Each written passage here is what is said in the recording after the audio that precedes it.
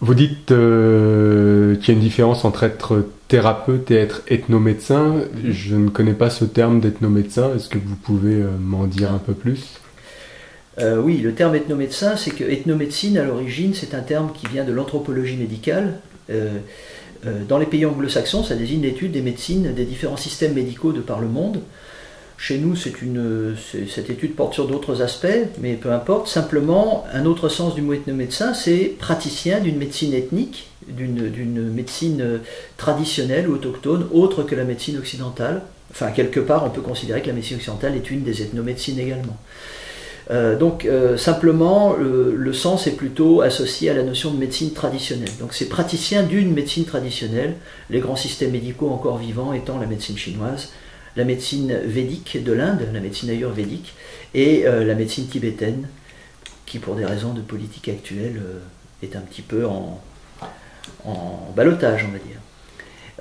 Voilà, donc un ethnomédecin, c'est quelqu'un qui pose un diagnostic et qui utilise des traitements en rapport avec la médecine qui est liée à sa propre socioculture, parce qu'il y a différentes façons de voir le vivant.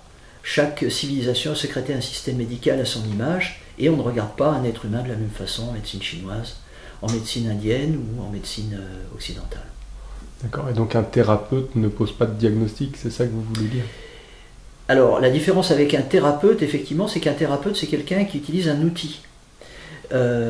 Donc si par exemple vous avez un mal de tête et que vous allez voir un thérapeute, lui va utiliser relativement systématiquement l'outil qu'il connaît, c'est-à-dire il va rapprocher ça de sa technique.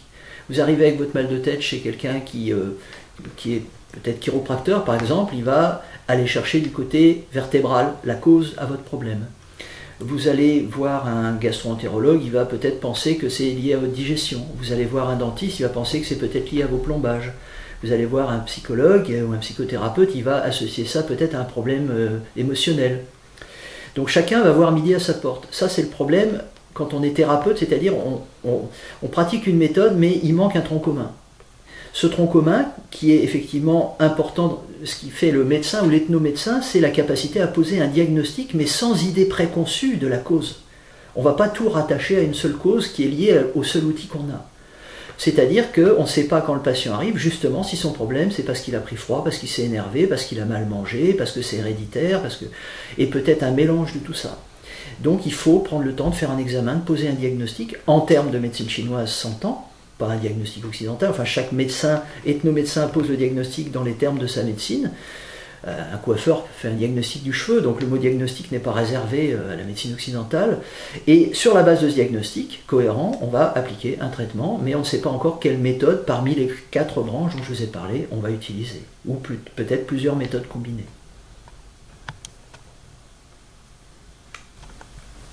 Mais alors un acupuncteur, il est thérapeute ou il est ethnomédecin?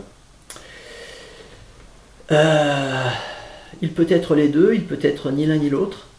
C'est-à-dire qu'un acupuncteur, c'est quelqu'un, enfin le terme d'abord est théoriquement réservé aux médecins chez nous, mais bon, on va oublier ça. Quelqu'un qui pratique l'acupuncture peut le faire sur des bases uniquement de recettes qu'il aurait apprises. On peut apprendre l'acupuncture en quelques semaines.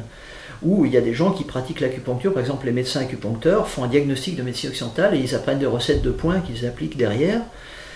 Bon, on peut les appeler acupuncteurs, mais certainement pas ethnomédecins. Si on pratique l'acupuncture, je dirais, de manière compatible avec le diagnostic en médecine chinoise et avec les autres outils de la médecine chinoise, alors on est ethnomédecin pratiquant entre autres l'acupuncture. Voilà. Donc un acupuncteur peut être ou ne pas être ethnomédecin. Un ethnomédecin, il est généralement acupuncteur entre autres. D'accord.